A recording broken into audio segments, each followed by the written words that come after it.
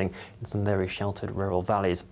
We could still see a few rumbles of thunder on that system as it continues through across Monday morning, so do be aware when you are travelling to work. But there will be some brighter, drier intervals moving in behind that as well.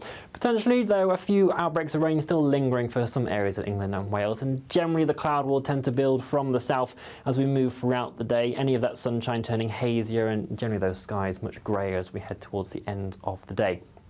We do hold on to a fairly notable breeze across many areas as well. The temperature's still a touch above average for the time of year. They'll be ranging between 8 to 9 degrees Celsius in the north, 13 and 14 further south. Overnight, though, into Tuesday, our attention will increasingly turn to an area of low pressure that is going to move in from the southwest.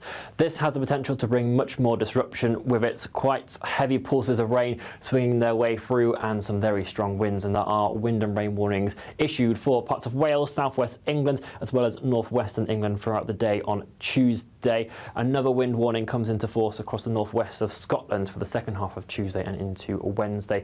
There could well be gales, severe gales around at times. Flooding disruption is possible at times, so do stay up to date with the forecast on that. Expect warm spells with the odd rude interruption. Box Boilers sponsors the weather on GB News. The front pages are hot tonight. There is a variety of massive stories, but leading the Daily Express, a loophole. A loophole is giving grooming gangs access to vulnerable children. How on earth, after everything this country's been through, is that a headline still in this country? The Times are reporting that the state will encourage staff to join unions. Is the Orwellian nightmare that Labour's infiltration through the unions is going to completely permeate all parts of society? And Prince Harry has won a massive legal battle that could have implications for him coming back to the UK with his family. Is it all on the cards? That's all coming up next. This is your chance to become our biggest cash prize winner to date. £85,000 in totally tax-free cash could be making its way from our bank account to yours. It would be like having over £7,000 per month extra to play with each month for a whole year. That could be you, safe in the knowledge that 2026 is on us. For another chance to win £85,000 cash, text cash to 63225. One entry costs £2.50 plus one standard network rate message, or text bonus to 63225. 5 entries cost £5 plus one standard network rate message. Go to gbnews.com/win. Entries start at £2.50. Call 0903 686 3232. Calls cost £2.50 plus your network access charge. Or post your name and number to GB18 PO Box 8690 Derby DE1 9TT. UK only. Entrance must be 18 or over. Lines close at 4 p.m. on the 30th of January. Please check the closing time if listening or watching on demand. In the GB newsroom, we bring you the news as it happens. With our team of dedicated journalists across the UK. We're ready to keep you up to date with what's happening every half an hour, every single day. Bulletins here on GB News. The People's Channel. Britain's news channel. Westminster's full of talk, but out here, it's the real world. Am I allowed to talk now? No, that's it. This is where it matters, real people and real lives. That's what politics is all about. In fact, has Trump made a good start? No. Straight answers, no spin, and just a couple of pints. How many fingers have I got up? About 10. So join me for Lee Anderson's Real World every Friday at 7 p.m. only on GB News. The People's Channel, Britain's news channel. Decisions made in Washington aren't just shaping America, they're shaping Britain too. From migration to global security, from crime to health. Whatever happens in the White House today will be felt in your town or city tomorrow. That's why The Late Show is live from Washington, D.C. Cutting through the politics to show you what it all means for Britain. The Late Show live every night at midnight. Only on GB News. Britain's news channel. 5 hosts, 5 opinions, 5 fearless debates, 5 unfiltered takes on the day's news. 5 reasons not to be anywhere else on Saturday night. This is the Saturday Five. You got me. You got me good there. Britain's biggest Saturday night TV show. It's not a bad brand. Yeah. Uncensored. Very, very racy tonight. On the unpredictable. What does she say? Can you translate it for us? And always entertaining. And how can a country go from being led by William Wallace to Saturday nights from 6 p.m. only on GB News. the People's Channel? Britain's news channel. You're going to want to stay tuned, trust me.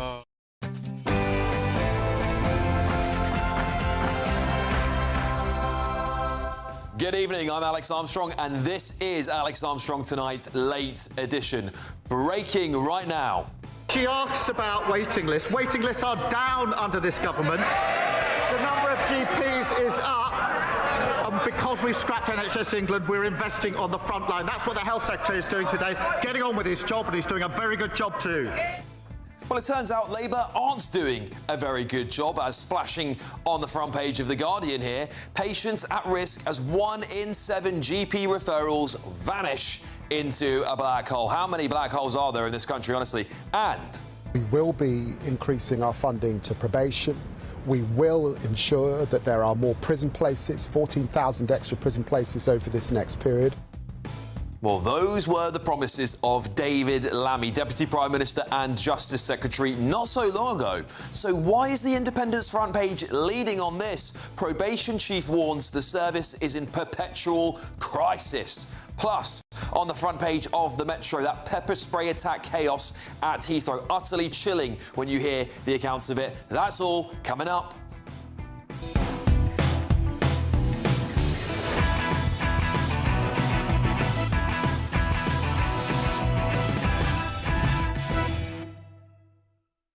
And joining me this evening to go over all the sensational news, comedian Paul Cox, deputy editor at Spiked, Fraser Myers, and former Labour advisor Paul Richards. But before we get stuck into your new headlines, let's get the news with Aaron Armstrong.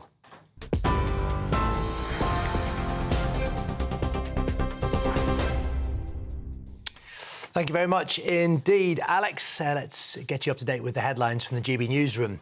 A 3-year-old girl is amongst those who need treatment after 4 men used pepper spray during an attempted robbery at Heathrow Airport.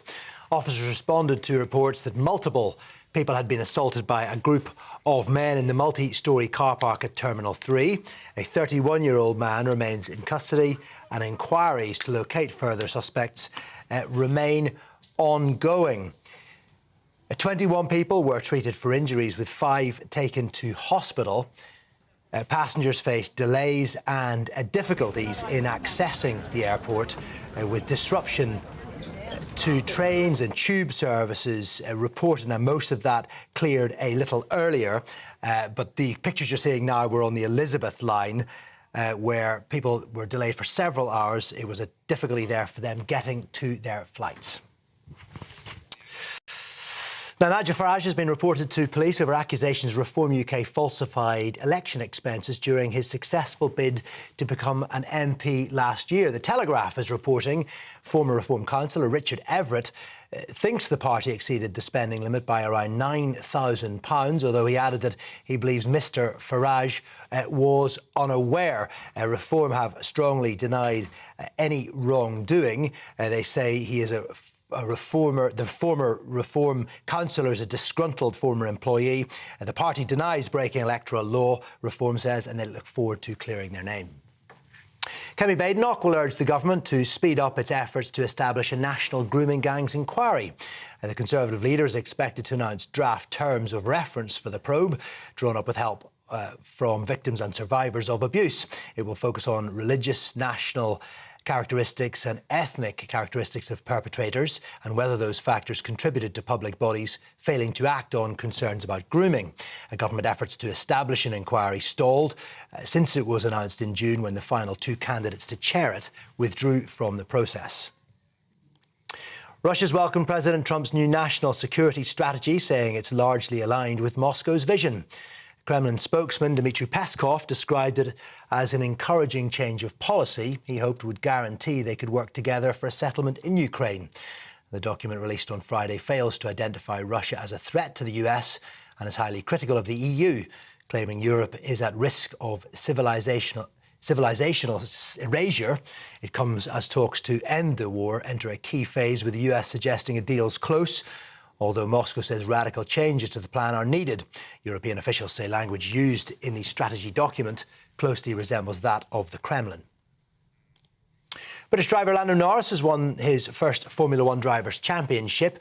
He did it at the Abu Dhabi Grand Prix. The 26-year-old McLaren driver finished third to clinch the title by 2 points from Red Bull's Max Verstappen, who won the race. Norris's teammate Oscar Piastri finished second on the night as McLaren secured their first drivers' and constructors' title double since 1998. He becomes the 11th British F1 world champion. And British driver, Lando Norris, of course, winning the Grand Prix. Congratulations to him. He'll be celebrating. Finally, beachgoers in West Sussex have been warned to stay away from washed-up bananas or face potential prosecution. Tons of fruit was washed ashore at Selsey Beach after 16 containers fell off a cargo ship in choppy waters near the Isle of Wight. Now, locals descended on the scene to bag the bananas up, but authorities have categorised them as a wreck find and have warned people to report those findings within 28 days, or they could face a possible fine of up to £2,500. Those are your latest headlines. I'll be back with more a little later. Now it's over to Alex.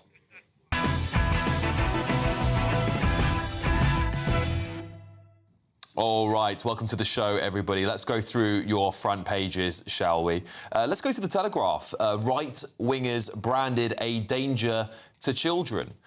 Also on the front page of the Telegraph there is a story about Nigel Farage. He's been reported to the police over election fraud. Just a brief read of this for you. Nigel Farage has been reported to the police by a former member of the campaign team over claims of falsified election expenses. The Reform UK leader is accused of falsely reporting local campaign expenses in Clacton as National Party spending and what would amount to a breach of electoral law. Well, the party, Reform UK Party spokesperson has said this. The party denies breaking electoral law. We look forward to clearing our name. All right?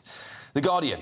They are leading with this. Patients at risk as 1 in 7 GP referrals vanish into a black hole. The Independent. Probation chief warns service is in perpetual crisis. The Metro. Pepper spray attack chaos at Heathrow. I'll bring you more on that story when we touch it later on. The Daily Mail. Public no longer trust NHS over dementia care. The Times. State will encourage all staff to join union. The Sun. Harry gun cop U-turn. This is a huge royal exclusive. We'll talk to you about this one in the next few moments, actually. The Express. Loophole gives grooming gangs easy access to children. The Star. King Angry Ginge. Obviously, that's the end of I'm a Celeb. Never heard of it, personally. All right, let's get the thoughts of my panel. Comedian Paul Cox, Deputy Editor at Spikes, Fraser Myers, former Labour Party advisor Paul Richards. All right, gentlemen. Shall we start with this royal story about Prince Harry? Because there could be some implications, if I can find it, on the front page of The Sun. Paul, Prince Harry's won a Home Office review of the decision to strip him of 24-hour armed police protection on visits to the UK. The U-turn could pave the way for a reunion between the King and grandchildren, Archie and Lilibet, who live in the United States. Charles last saw them in 2022, but Harry has since said it's not safe for them to come to Britain. What do you make? He travels on his own largely anyway, doesn't he? I mean, I'm a royalist, but I'm finding this stuff incredibly dull. We've got to a point now where the Harry stuff is like, well, you made a bed, mate, now you're lying in it. Yeah. And I don't want to hammer that point too much, because I've probably made that point several times over the last 4 or 5 years. But I think a reconciliation would be good. It would be good so that I didn't have to read the stories about a possible reconciliation. and it would also be good for, because it's not good for any family to be split the way that they are. I guess it's interesting in the sense that, I mean, the question still remains, should he have the protective security cover that he once had as a prince? And the answer to that's no, on the basis that he turned down all the privileges of such a role by leaving the UK. I'll put this to you, Labour Paul, because we've got 2 Pauls tonight. So unfortunately, we're going to have to brand them some way. He's far right Paul over there. He's Labour Paul, right? So I'll put this to you, Labour Paul.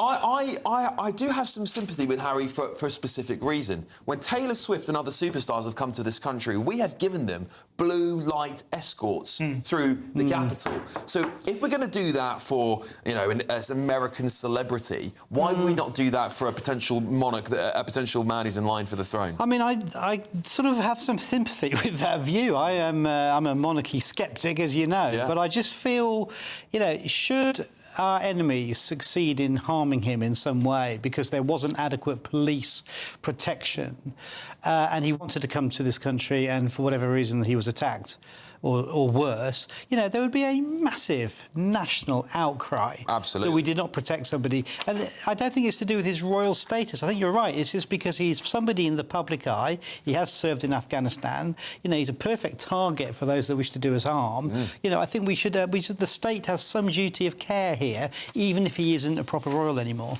Yeah, I do. Yeah, I do have a bit of sympathy with that perspective. I really do. I mean, he hasn't made it easy because he has talked. You know, I mean, one thing that a lot of veterans will tell you is they don't talk about their kill count, so to speak. No, of course not. He has done that quite publicly. But that's not a reason that we would want to see him come to harm, is it? You know, I mean, I don't think protecting him is not the same as agreeing with him. No, for sure. Fraser, what do you make of it all? Yeah, no, I accept that no one should come to harm, and we do have a duty to protect anyone, especially, you know, an innocent person in the UK. But I do also find the carping quite annoying because, you know, at the end of the day, he would like the privileges of being part of the royal family, but he absolutely is not interested in any of the duty. And that's what he and his wife have made very clear by absconding to Los Angeles. Look, clearly they can afford private security there. Why can they not afford it here in the UK? So it's not that I want Prince Harry to come to harm, of course I don't, but I don't see why Britain has a special duty to pay for a security team that he's clearly able to pay for himself over in Los Angeles. No, I mean, according to these headlines, by the way, look, he's won the jungle, according to the front page of the Star. I was going to read out you beat one of our viewers. Fred Bazin says, angry Ginger didn't realise Harry was in the jungle. Exactly. There you go. There it is. You're on the same line here as our viewers. Ginger Whinge. Ginger Whinge. Yeah, exactly. I want to talk about the front page of sites. Listen, before we do that, the front page of the Daily Telegraph, right-wingers branded danger to children. I really want to talk to you about that story. We'll do it next, because I want to give it a good amount of time. But let's just go straight to the front page of the Times first. The state's going to encourage all staff to join a union. Well. Every employer in Britain will be required to hand staff pro-union messaging written by Whitehall in a proposed overhaul of workers' rights. This is like an Angela Rayner fever dream. She doesn't need to come back to Cabinet. She's already won. Paul, this is completely bonkers. Far right, Paul. What we need is more government, Alex. This is what we need. More government telling us exactly what to do and then delegating it to a mini-government such as a union, which is exactly what they become within the workplace. Now, I'm not suggesting... I've never been part of a union, actually, but I'm not suggesting that at any point we should abolish the unions, because I think, you know, workers probably do need some rights to be protected. However, I don't think they should have the power that they do, and there's quite this ideological battle going on between sort of capitalism and socialism when it comes to unions. One is workers should get absolutely everything, and the other is the bosses should get absolutely everything. That's the way it's sort of polarised. It's not true, and any good business will work its way to, you know, it all starts with the employees anyway. If you want a successful business, then you will look after your employees, and they will work much harder for you.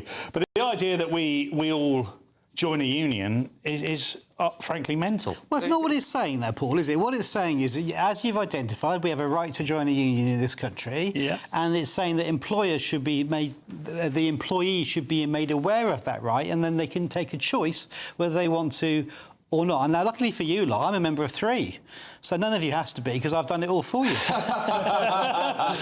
Disproportionate unionisation over in the corner there. Fraser, do you know what really annoys me about this? Right, this really annoys me, because this is the exact opposite of what Keir Starmer promised us when he came into government. He said that he was going to tread lightly on the lives of British people, which my interpretation is that that means the government are going to get less involved in our day-to-day lives and jobs. This sounds to me like the unions are about to have Christmas Day. Well, I don't know. I think, you've got to look at the context. Like, unionisation is at pretty much an all-time low in this country. Ironically, you know, the only people who join unions now are in the public sector, which is they're the only people on strike. Private sector unionisation is absolutely fallen off a cliff over the past 20 years. I don't think, you know, sending out a few leaflets is going to make a big difference to that either way. But I think it's almost free marketing. This is the way I see it. If my business had every business got to... I mean, unions do make money. They do turn over money, right? And then they give that money to the Labour Party more often than not. So this is, in some way... what worries me... Or will they? Some of them do, not There's all. about 13 that are affiliated and there's about 300 that are not. So it's only a small number. It's the big ones, to be absolutely fair. And Unite may be about to change their mind. Might pull out there, fed up with Keir Starmer. Yeah, might do. I wonder whether Angela Rayner is having a bit of a tinkering with that one. But this is my worry, is that you are sort of indirectly sort of funding political campaigns. Unions are not... My grandfather was quite a big trade unionist, and he was, of course, all about workers' rights. But unions aren't what they used to be now. They are very political. Many of them have part of the trans agenda and a green agenda and all these things. So indirectly, you might be funding quite a lot of political posturing. Yeah, I think to be fair, they have been quite political throughout their history. Actually, quite interesting. If you went back to the 80s, a union would be very anti-immigration. Anti-immigration on the fact that it was cheap labour. We didn't want cheap labour coming into the country. We wanted to support our workers. Now they're pulling the party line, and and quite interestingly, they've completely about turned on that. I mean, famously, the Dockers Union marched in support of Enoch Powell in '68 when he was saying, you know, draw up the drawbridge because they wanted to... Are you saying there's something wrong with that? No, I'm just saying historically you are right to point this out. Yes. You know. Well, I just think that it's I just think it's a Labour coup. That's what I think it is. I think, you know, if every business had the privilege of a leaflet with their work going out on it, I think you'd be jumping for joy, like you've hit the lottery paid for by you, the taxpayer at home. All right, look, let's talk about this probation service. On the front page of The Independent here, probation chief is warning services in perpetual crisis. Now, this is, of course, off the back of the massive amounts of praise being piled on for David Lammy, who, unfortunately, I don't think is having a very good run at the moment. It's being set up to fail, supposedly, at Labour, Paul. What do you make of that? Well, I think we're all agreed, I hope, that the criminal justice system is in absolute turmoil and crisis. And when Lammy has come up with some ideas of what to do about it, to get trials done faster, for example, by suspending some of the jury trials and getting them done by judges, everyone comes down on his head and says, oh, that's the worst thing in the world. You know, something has to give here, because we can't just have justice delayed for years. And the probation system is part of this perpetual crisis. Something has to give here, and I think speeding up trials is one way to break some of that logjam, and then you get people dealt with quicker. Nice way of phrasing scrapping jury trials. But we're not scrapping all of them, not all of them, yeah, the ones under but some of them. So serious crimes still get seen by the jury. That policy, that 3 years, might not be even making it past the front door, because Angela Rayner is allegedly part of a plot with 60 other MPs to rebel against it. Well, good for her, you know, because this is absolutely extraordinary. I mean, David Lammy, in his little memo to the Department of Justice, was saying he doesn't think it's a right to be tried by jury. It's just a thing that we happen to have done for a long time. That long time being 800 years, going back to bloody Magna Carta. I think... But most trials are in magistrates' courts. They're not jury trials. We get seen by magistrates most of the time. You know, it's not every single trial is a jury. But I think if you're talking significant spells in prison and, you know, a right that you were previously allowed to have... And those will still be done by juries. I mean, the Magna Carta, you say Magna Carta, yes, it says you've got to have trial by your peers, but it also says that justice delayed is justice denied.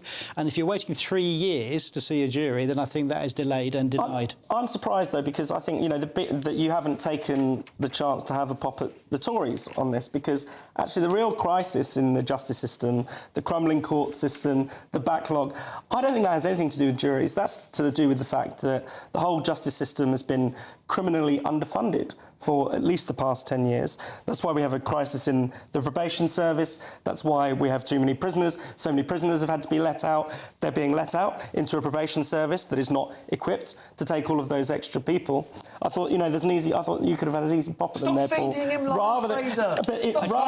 No, because I think rather than defending this outrageous attack on the right to trial by jury, which I think is absolutely essential. I think there are things that, I agree. I do agree. There are some basic functions of the state, like dispensing justice, that this government and previous governments have failed to do. Yeah. And maybe this could have been a chance for Labour to say, we're going to turn things around. Instead, they're attacking the right to trial by jury. Fraser just pointed out 5 or 6 things that any government that was in charge, this happens to be a Labour government in charge right now, could have looked at rather than removing the jury part of the justice system. All that does is take away. It doesn't add anything. OK, let's just say, even if the list came down... It speeds things up, Paul. That's the important thing. So it speeds things up. Let's say it speeds things up for 1 year, 2 years. What's the long-term impact of that? Do you really not want jury trials forever? There was no sunlight clause on this, where if the list reaches a certain point at a certain point in time, we would reinstate the jury. This is just getting rid of it. I think this is giving the power from a large amount of people to a very few amount of people. But I think there are examples that Lammy would give where for example, very complex fraud cases that take years, and jurors have to sit there away from their work and their families for years looking at complex cases that judges could do in half the time and half the cost. So that sort of example speeds things up. That's when you get the justice faster. I think you're giving David Lammy quite a lot of credit there, if I'm being honest. Right, well, listen, coming up, apparently, according to the Times, the Labour group that helped the Prime Minister to power is starting a hunt for a new successor. Who would have thought it? And the Daily Telegraph, which I promise we will get to next, right-wingers branded danger to children. Will it ever end? Right, but before that, some good news, because it's time for the Great British Giveaway, and it's your chance to win our biggest cash prize of the year, an incredible 85 grand. Here's all the details.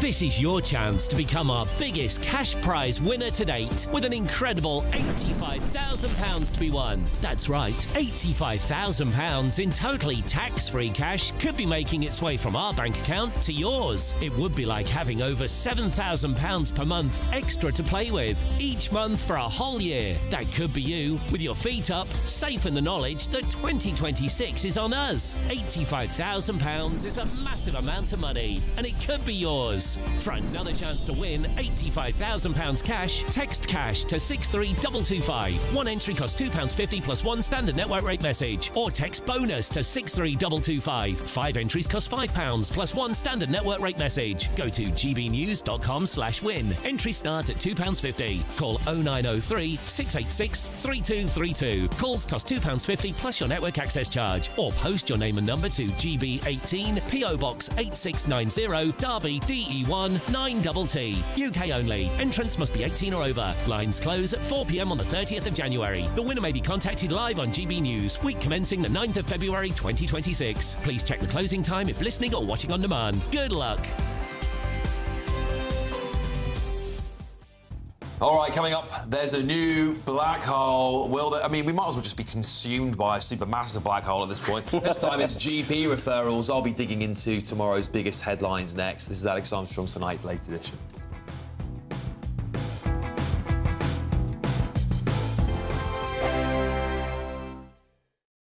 Westminster's full of talk, but out here, it's the real world. Am I allowed to talk now? No, that's it. This is where it matters, real people and real lives. That's what politics is all about. In fact, has Trump made a good start?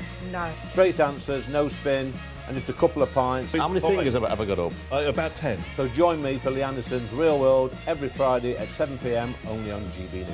The People's Channel, Britain's news channel.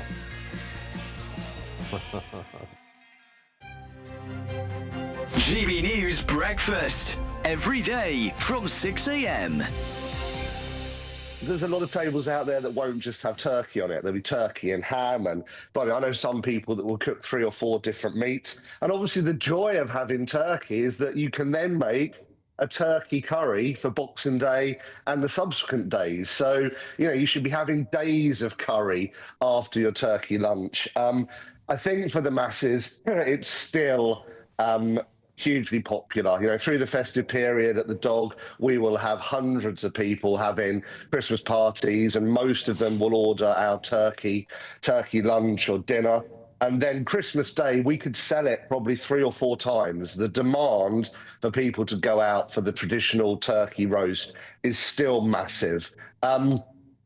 But hey, look, if you don't like a roast lunch, then why force yourself to have it on the, you know, probably one of the most important meals of the day in terms of bringing family together. What about Sophie's point, Mark, about cost and spending £30, £40 on turkey? That is simply too expensive for lots of people. Yeah, I'll never be able to defend or debate that. You know, I know more than anyone the challenges around food inflation, and a good turkey has become a huge cost. But I still think where people can afford the tradition, the joy of coming together, sharing a big turkey roast meal it's a brilliant Christmas tradition. But yeah, the food inflation, that's something we've talked about a number of times, isn't it? You know, it's crippling our business and it's crippling people at homes.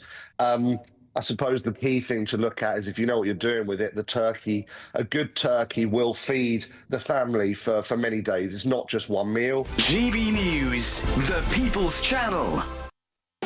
You want to know what's really going on in the corridors of power? Labour don't know what to do with you half the time, and that makes you quite lethal in the chamber. Get behind the headlines with Chopper's political podcast. Join me, Christopher Hope, as I sit down with the great and the good of British politics. We'll see where this ruling takes us. These are the stories shaping our nation. Chopper's political podcast, available now on all platforms. Listen in and stay ahead.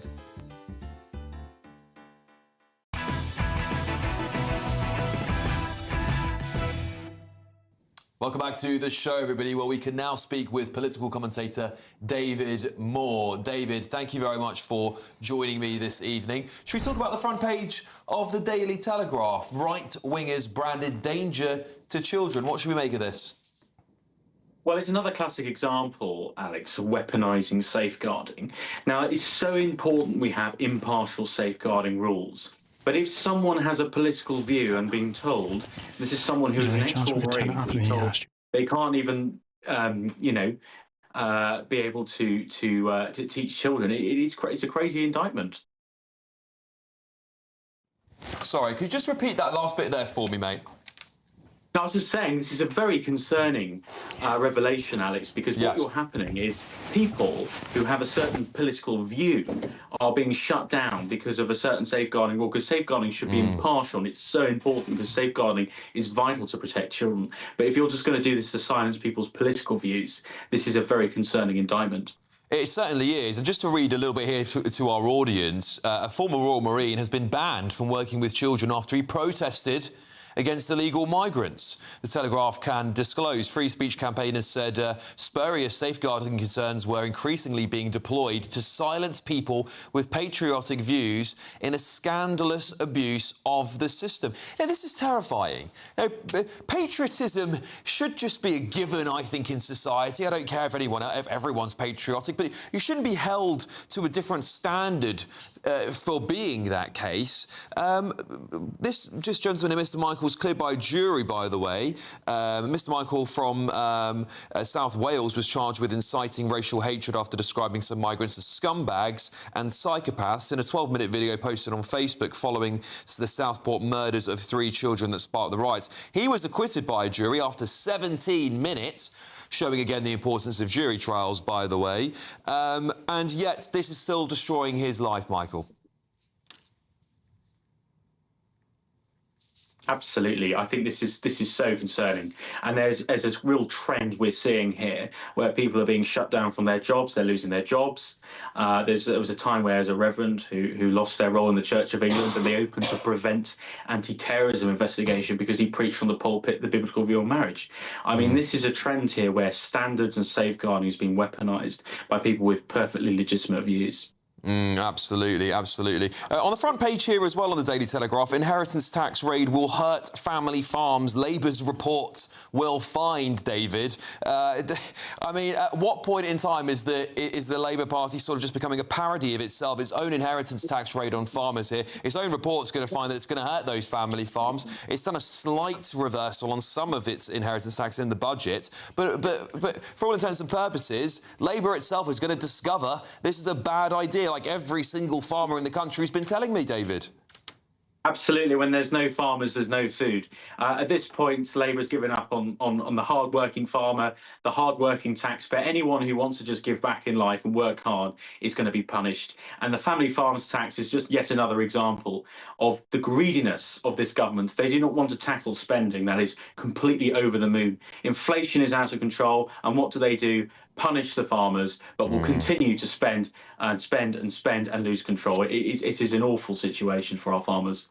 It certainly is. Political commentator David Moore, thank you very much for joining me this evening to go over those two important stories. I'd like to bring it back to the panel here because that big, important headline on the front page of the Telegraph here, Fraser Myers is with me, right-wingers branded dangerous to children. You know Mr Michaels, don't you? I've met Jamie Michaels several times. I saw him last week, actually, most recently. So at Spiked, we made a film called Think Before You Post, which basically looks at some of the case studies of people who have been arrested for or have had a knock on the door from the police over so-called speech crimes. In all of the cases, they've been exonerated. And Jamie Michael, as you were saying, was exonerated by a jury. He was held on remand for 17 days by the police and acquitted within 17 minutes. He tells this wonderful story about how, he's asking his lawyer, what happens, it's been explained to what a hung jury is. He basically, his tea doesn't even get cold by the time the jury have decided to throw the case out because it's so ridiculous, so patently absurd that someone could be essentially prosecuted, not for saying anything racist. He talks in the wake of Southport about illegal migrants. OK, we know that case actually had nothing to do with illegal migration. People didn't know that at the time. There was a lot of misinformation swirling around. There was an information vacuum. But he was basically just saying, we need security for our children. He talked about getting local politicians, getting local councillors involved, doing things the right way, doing things, within the law. And he had the book thrown at him by the police. And then, to discover that even after he's acquitted, even after, there's no trace of him, there's committed no crime, still he's being shunned by, essentially his local community, being told that he can't referee and, teach sports to young children. We need to worry about this because there is a kind of, there's the judicial punishments that people are getting for speech crimes, which is itself outrageous. But what about all the extrajudicial punishments that people are facing just for expressing fairly ordinary opinions, maybe in a clumsy way, is probably the worst you could say about him. But he's otherwise just a normal guy. Yeah, this is the problem, Paul Richards, isn't it? This jury is obviously similar to the Labour council I refer to regularly as a free speech case. And by the way, I don't think anyone should be locked up for this sort of stuff, even that Labour councillor who I think was disgusting what he said. I would never say those words myself, slitting throats of people he disagreed with or whatever it was. However, this is a problem in Britain. It's constantly pointed out by American counterparts, and we sort of go, no, there's no problem with free speech in Britain. This is a really good case to highlight that there is. Well, a couple of points. One is that the internet is not some ungoverned space where you can do and say anything you like. Yeah, but there are the same. Why was a man held? Hang on, I'm not talking about for 17 days for saying things like that. There is still such a thing as libel or endangerment. There's crimes you can commit on the internet just as you could in a crowded theatre. This guy, though, it seems, having gone through the criminal justice system and out the other side, being exonerated, should be allowed to get on and do whatever he wants to do in society. That's what the legal system is for. Right. But I'll bring this over to you, Paul Cox, because this is the issue, isn't it? Jury after jury, when they hear these free speech situations, they see this stuff, they just chuck it out. Of course they do. They just chuck it out. The law is wrong, isn't it? The law is wrong. That's what should be learned by these juries chucking them out in record time. But it's the process. I mean, we often say that the process is the punishment. That irrespective of the law, these things get to court. Yeah. That's the problem. You're punished essentially for having the wrong views. We seem to operate in this country and large parts of the West as if there's only one wing of politics, and that's the left wing, and it's correct. There are two wings of politics, and it's very nuanced. And there is a right and then there's a left wing. Both are legitimate wings of politics. Both have very legitimate views. Yeah. On the peripheries of both, there are some crazies. We all admit that. However, the idea that there is a correct and a wrong side of politics is outrageous, because what that tells absolutely everybody is the whole legal system, to the point of going to court, is entirely co-opted by the left wing. Because if it wasn't, none of those cases would get I know you're shaking your head, Paul, but there's no way the case of Jamie Michaels is getting any further than a short conversation in a police station. And amongst police officers, by the way, not with Jamie present. In my opinion, it shouldn't even get that far. Maybe a knock on the door. That's about it, really. Even then, I think that's a bit too far, personally, but there we go. Coming up, we're going to cross live to Washington, D.C. to speak to superstar, GBNews superstar Ben Leo about all of the stories that are catching the American attention tonight. This is Alex Armstrong Tonight, late edition. See you shortly.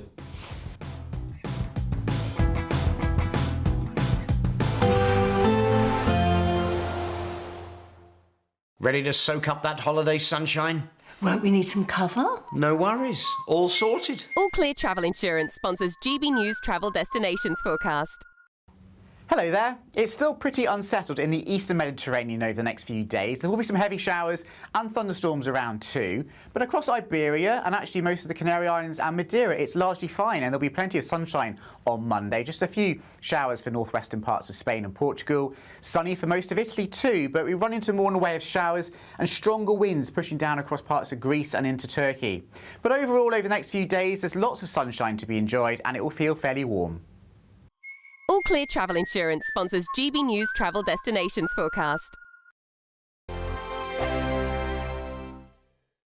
Hello there, a very good evening to you. Hope you've managed to have a lovely weekend, although I'm sure many of us probably retreated to indoor activities at some point today. We've been seeing rain sweeping its way across the UK. It is continuing its journey north-eastwards, heading towards the Northern Isles, so quite a wet evening to come here, but there will be some clearer spells arriving behind that. Another band of showers, though, sweeping their way in from the west. These could be quite heavy with some hail and thunder in the mixture. Underneath all of that, though, it will be a fairly mild night, some of us even holding up in double-digit figures. But for parts of northeastern Scotland, where we have some clearer skies overnight, we may just drop down towards low single figures, maybe just about freezing in some very sheltered rural valleys. We could still see a few rumbles of thunder on that system as it continues through across Monday morning, so do be aware when you are travelling to work. But there will be some brighter, drier intervals moving in behind that as well. Potentially, there are a few outbreaks of rain still lingering for some areas of England and Wales, and generally the cloud will tend to build from the south as we move throughout the day. Any of that sunshine turning hazier and generally those skies much greyer as we head towards the end of the day. We do hold on to a fairly notable breeze across many areas as well, but temperatures still a touch above average for the time of year. They'll be ranging between 8 and 9 degrees Celsius in the north, 13 and 14 further south. Overnight, though, into Tuesday, our attention will increasingly turn to an area of low pressure that is going to move in from the southwest. This has the potential to bring much more disruption with its quite heavy pulses of rain swinging their way through and some very strong winds, and there are wind and rain warnings issued for parts of Wales, southwest England as well as northwestern England throughout the day on Tuesday. Another wind warning comes into force across the northwest of Scotland for the second half of Tuesday and into Wednesday. There could well be gales, severe gales around at times. Flooding disruption is possible at times, so do stay up to date with the forecast on that. Decisions made in Washington aren't just shaping America, they're shaping Britain too. From migration to global security, from crime to health. Whatever happens in the White House today will be felt in your town or city tomorrow. That's why The Late Show is live from Washington, D.C. Cutting through the politics to show you what it all means for Britain. The Late Show live every night at midnight. Only on GB News, Britain's news channel. Westminster's full of talk, but out here, it's the real world. Am I allowed to talk now? No, that's it. This is where it matters, real people and real lives. That's what politics is all about. In fact, has Trump made a good start? No. Straight answers, no spin, and just a couple of pints. How many fingers have I got up? About 10. So join me for Lee Anderson's Real World every Friday at 7 p.m. only on GB News. The People's Channel, Britain's news channel.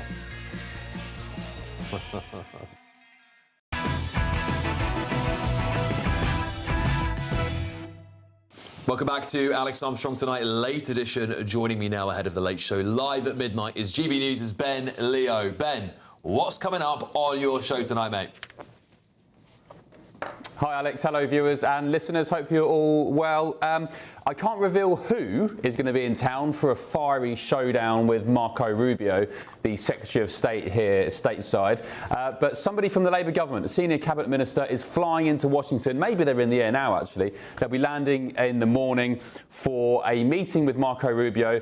It's on the surface, it's being billed as a meeting about the future of national security with both countries, talking about the future of Gaza and Ukraine and so on. But word on the street, it's actually also to do with the fact that, well, there's a big question here, Alex, is that can the United States trust Britain with national security? Because we've had a few examples this year under the Labour government where they've really, to be quite frank, they've miffed off the United States government, the Trump administration. First of all, with recognising Palestine as a state. Marco Rubio very vocal some months ago about the fact that France and the United Kingdom almost scuppered the peace deal with Hamas and Israel by recognising Palestine as a state and getting involved in that way. The second situation is that Britain, the United Kingdom, stopped sharing intelligence with the United States in the Caribbean Sea. So, of course, the US, the Trump administration, they're completely obliterating drug vessels making their way across the Caribbean Sea, destined for the United States, filled with cocaine and fentanyl and so on. Lots of conjecture and argument this side of the pond about whether that's legal or not. But the UK, in response, just said, OK, well, we've got concerns about this. It doesn't really abide by international law. We're going to stop sharing intelligence with you. So we've stitched them up again, the US, arguably, by doing that. And elsewhere, we've got all these sort of little hints from Trump himself, reposting on Truth Social this week that the UK was a surrender state. We've surrendered to migration. And also this really bombshell national security memo that went round this week to European embassies, basically saying that Europe and Great Britain won't be recognisable in 20 years if we continue our way with mass migration. So the fact that this senior minister, who I can't name, you can probably guess, is jetting into DC tomorrow for this big showdown. But I'll announce who at midnight, and we'll be getting stuck into that in a bit more depth in 20 minutes' time. We are such a tease, Ben. Honestly, I'm really interested. I could have a guess, but I'll probably get it wrong, to be honest with you. So that's a good reason to tune in, because I think that'll be a sensational showdown. I mean, the Americans have been on the attack, not just, of course, at Britain's free speech. We've got a massive free speech story on the front page of the Telegraph, Ben. So if you do manage to get in front of any of the political powers that be in America, do us Brits a favour and show them what's happening here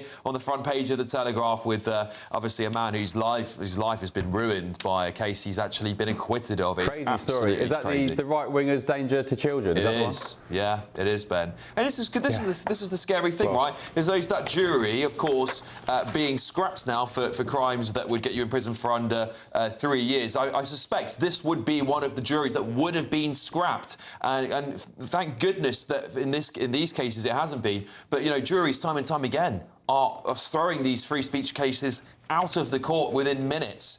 And it just sets up a very Orwellian dystopian vision for freedom of speech in Britain, doesn't it? Yeah, cancelling elections, scrapping jury trials, facial recognition cameras, CCTV en masse that would make the CCP proud. It's funny, people, those of the left side of the persuasion, they point at President Trump and the Trump administration and say, oh, authoritarian dictator, fascist. The truth is, as we know all along, those who preach the loudest are guilty of doing the same thing that they accuse others of doing. This Labour government, arguably, is one of the most totalitarian governments in recent history. Elsewhere, to lighten the mood, Alex, it is, of course, Christmas. I know I'll be munching a lot of chocolate and treats this Christmas. I've got a massive sweet tooth. Just asked the restaurants down here in DC. I've been smashing those cheesecakes for the past couple of months. Did you know, apparently, Maltesers now is more expensive than steak, gram for gram, because there's been a massive problem with growing cocoa all around the world, cacao. And yeah, Maltesers now, the typical British treat, don't get them in America, is now more expensive than a pound of sirloin steak. That is shocking. Do you know what, Ben? I love Maltesers, right? I really do. They're my secret treat. And I went into Tesco the other day, tried to get a bag of them. £3.40. I looked at it, I couldn't believe it. It's absolutely shocking. Ben, I just want to get your thoughts very briefly on the front page of The Sun, this royal exclusive, that Harry's security arrangements. There's a big U-turn now coming from the Home Office. He's won, basically, and he will get that that security when he comes back to Britain. Do you think we will see Meghan and the kids coming over here now? So I think the Harry story, correct me if I'm wrong, I think he's won the right for a review, unless I read it incorrectly a few minutes ago. So he's got the chance for the review. Do I think she'll come back to Britain?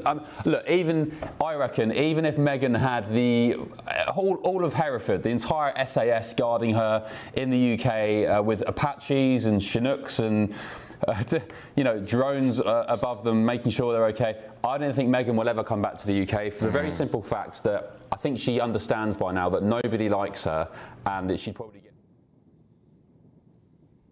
handle it. Alex. Sorry, just say that for me one more time, Ben. Sorry, I can hear myself in my earpiece now.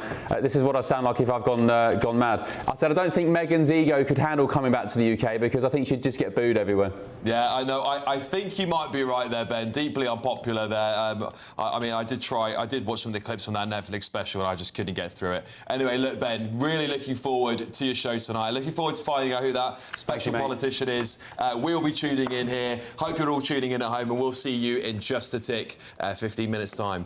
Well, coming up here on our show, though, 1 in 3 Gen Z workers expects to retire early because of health problems. That's amid a surge in conditions, and you've heard it before, haven't you? Anxiety, depression and ADHD and all that nonsense. That's coming up next very, very shortly on Alex Armstrong Tonight, late edition.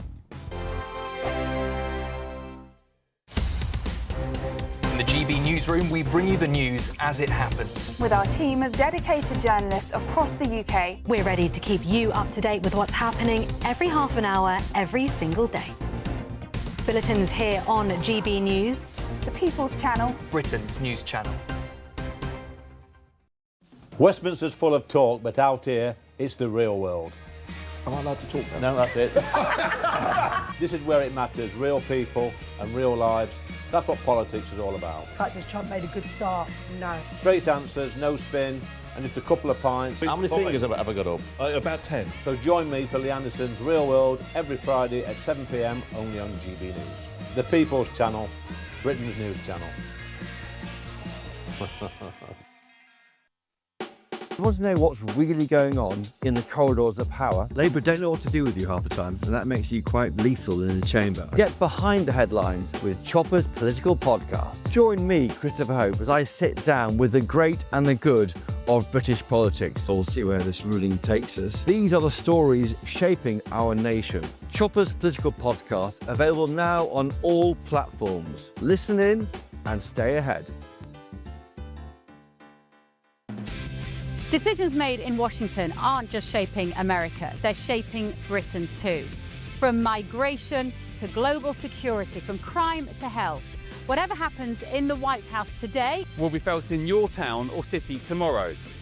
That's why The Late Show is live from Washington, DC. Cutting through the politics to show you what it all means for Britain. The Late Show live every night at midnight. Only on GB News, Britain's news channel.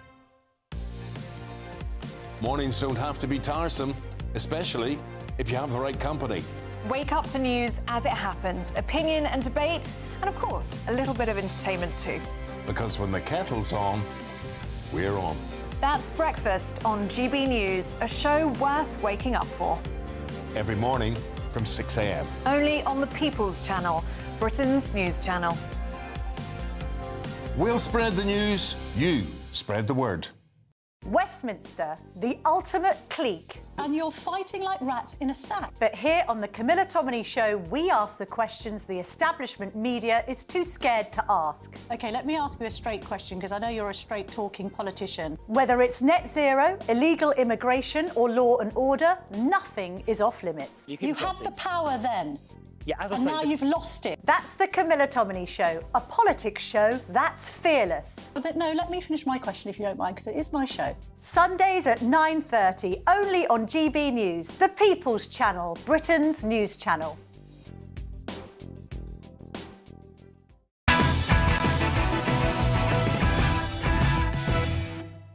Welcome back, everybody. Well, look, another major plot twist, as does Keir Starmer's former allies, are now beginning a search for, you guessed it, a new leader. The think tank Labour Together that ran the Prime Minister's leadership campaign has now started canvassing party members on candidates to replace him.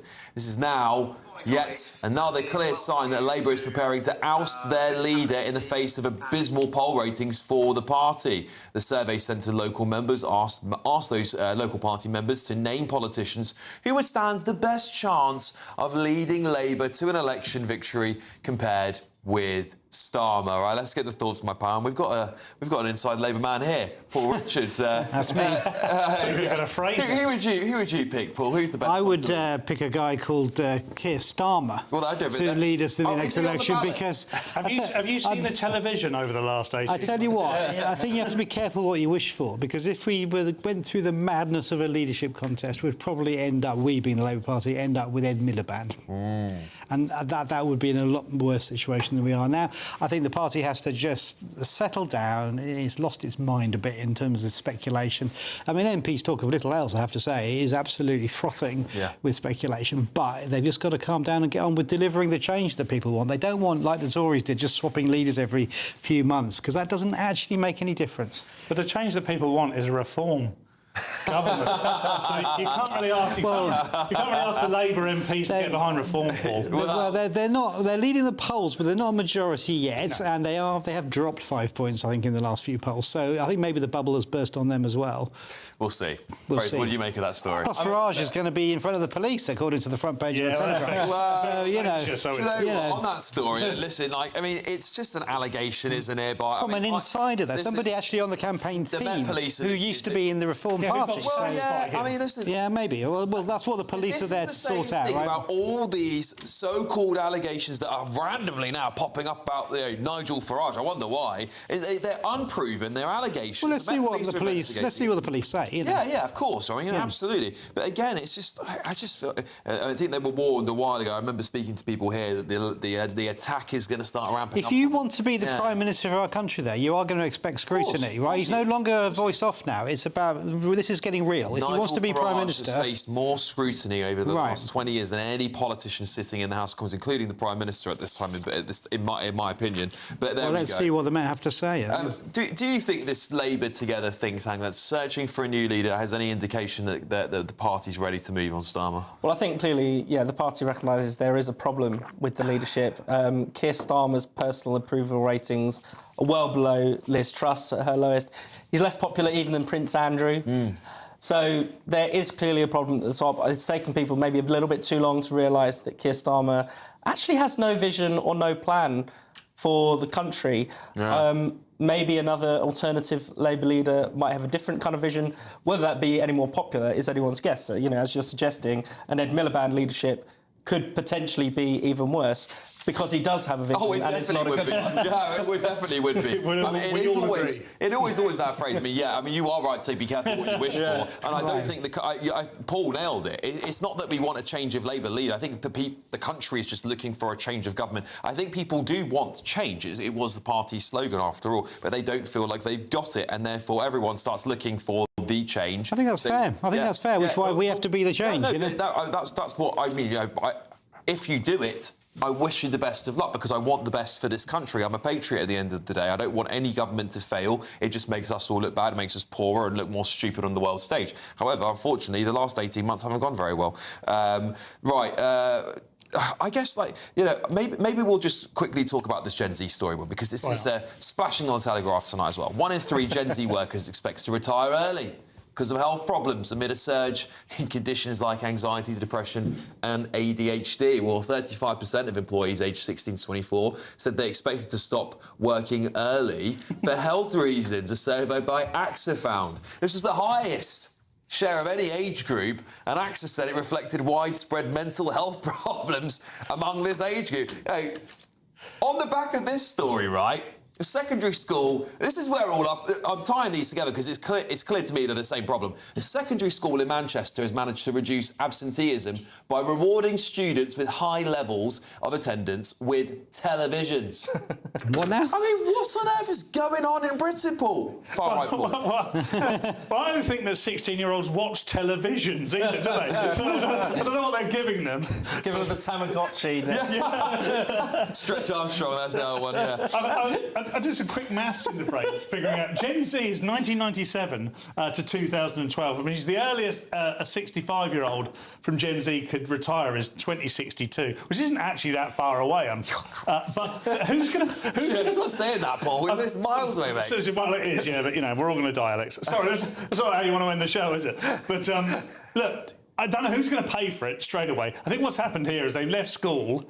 This is the most mollycoddled generation of all time, I think. They've left school, started work and gone, I don't want to do this for long. And they're not wrong, are they? You know?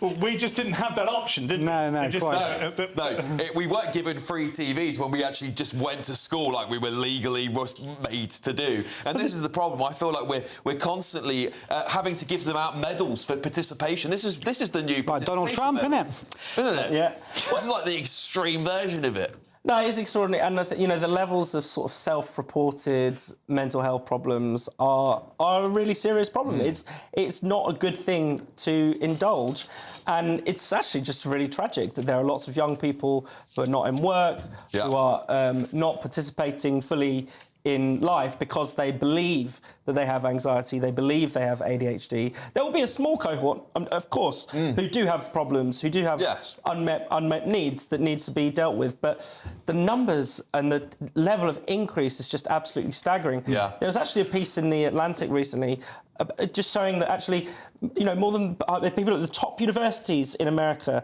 more than half of them think they're disabled. Well, there you go. Like, It doesn't surprise me. It doesn't surprise me. Bright people who are, writing themselves off. Let me give you one more rundown of the front pages. The Telegraph, right-wingers branded danger to children. The Guardian, patients at risk as 1 in 7 GP referrals vanish into black hole. The Independent, probation chief warns services in perpetual crisis. The Metro, pepper spray to act chaos at Heathrow. The Daily Mail, public no longer trust NHS over dementia care. The Times, state will encourage all staff to join union. The Sun, Harry, gun cop U-turn. Express, loophole gives grooming gangs easy access to children. The Star, King, angry Ginge. Right, that is all we've got time for this evening. Up next is going to be The Late Show Live. Thank you for enduring me all in the omnibus of Alex Armstrong today, hasn't it? But up next, you're going to get a refreshing face. It's the brilliant Ben Lee on The Late Show Live. Alex, thank you very much. Very generous. Tonight on The Late Show Live, in just a few moments, I'll reveal which senior cabinet minister is jetting into Washington, D.C. as we speak. I think they're over the Atlantic at this precise moment for a fiery showdown with Marco Rubio